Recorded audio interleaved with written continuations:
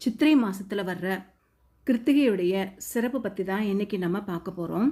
காக்கும் கடவுளான முருகப்பெருமானுக்கு சித்திரை மாதத்தில் கிருத்திகை விரதம் இருக்கிறவங்களுக்கு வீடு பிரச்சனை, குடும்ப பிரச்சனை, எதிரிகள் பிரச்சனை, பணப்பிரச்சனை, சொத்து பிரச்சனை அப்படின்னு எல்லா விதமான தடைகளையும் நீக்கிடுவார். குறிப்பாக சூரிய பகவானுடைய தோஷங்கள் நீங்கும். சித்திரை மாதம் கிருத்திகை முருகப்பெருமானை விரதமிருந்து வழிபடுறதுக்கு சிறப்பான நாள். சூரிய பகவானுக்கு உரிய நட்சத்திரமாக இந்த கிருத்திகை நட்சத்திரம் இருக்குது. அதனால் சூரிய பகவானுடைய தோஷங்கள் நீங்கி அவருடைய அருள் பெறணும் அப்படின்னு நினைக்கிறவங்க சித்திரை மாத கிருத்திகை தினத்தில் விரதம் இருக்கிறது ரொம்பவே விசேஷம். அதிகாலையில் எழுந்து குளிச்சுட்டு விரதத்தை தொடங்கினா முருகப்பெருமானுடைய அருளும் ஆசையும் பரிபூரணமாக கிடைக்கும். முருகப்பெருமானுக்கு மலர் கொண்டு பூஜித்து விளக்கேற்றி வழிபடணும். அதிகாலை தொடங்கியதிலிருந்து மாலை வரைக்குமே உணவு எடுத்துக்காமல் முருகப்பெருமான் கோவிலுக்கு போயிட்டு வழிபாடு செய்ததுக்கப்புறமா பால், பழம் அல்லது பழச்சாறை சாப்பிட்டுட்டு விரதத்தை முடிக்கலாம். இந்த நாளில் விரதம் ஏற்று வீட்டில் இருக்கிறவங்க முருக மந்திரம், கந்தசஷ்டி கவசம் இது எல்லாமே பாராயணம் செஞ்சு வழிபடலாம். அது மட்டும் இல்லாமல் கேசரி, சர்க்கரை பொங்கல் இது ஏதாவது ஒன்று நைவேத்தியம் செய்யலாம்.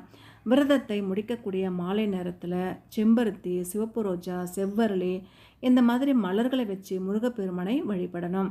காக்கும் கடவுளான முருகப்பெருமான் சித்திரை மாதத்தில் கிருத்திகை விரதம் மேற்கொள்கிறவங்களுக்கு வீடு பிரச்சனை, குடும்ப பிரச்சனை, எதிரிகள் பிரச்சனை, பணப்பிரச்சனை, சொத்து பிரச்சனை அப்படின்னு எல்லா விதமான தடைகளையும் நீக்கிடுவார்.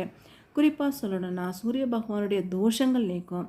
கார்த்திகை நாயகனான முருகப்பெருமானுக்காக கிருத்திகை தினத்தில் விரதம் மேற்கொள்கிறவங்க அன்பு, அறிவு, செல்வம், குழந்தை பாக்கியம், திருமண பாக்கியம் அப்படின்னு எல்லா செல்வங்களும் கிடைக்கும். அதே சமயம் இரவு நேரத்தில் தூங்காமல் விழிச்சிருந்து முருகப்பெருமானுடைய மந்திரங்களை பாராயணம் செஞ்சு மறுநாள் காலையில் குளித்து முடிச்சுட்டு பசியில் இருக்கிறவங்களுக்கு அன்னதானம் செஞ்சால் நீங்கள் நினச்ச காரியம் நிறைவேறும். அது மட்டும் இல்லாமல் உங்களுடைய வாழ்க்கையில் இருந்த கஷ்டங்கள் நீங்கும். முருகப்பெருமானுடைய அருளோ ஆசையோ முழுமையாக நமக்கு கிடைக்கணும் அப்படின்னா நாமளும் விரதத்தை மேற்கொண்டு முருகப்பெருமானுடைய அருளை வழங்கலாம். காலையிலேருந்து மாலை வரைக்கும் விரதம் இருக்கிறவங்க மாலையில் பக்கத்தில் இருக்கிற முருகர் கோவிலுக்கு போயிட்டு வந்தால் ரொம்பவே விசேஷம்.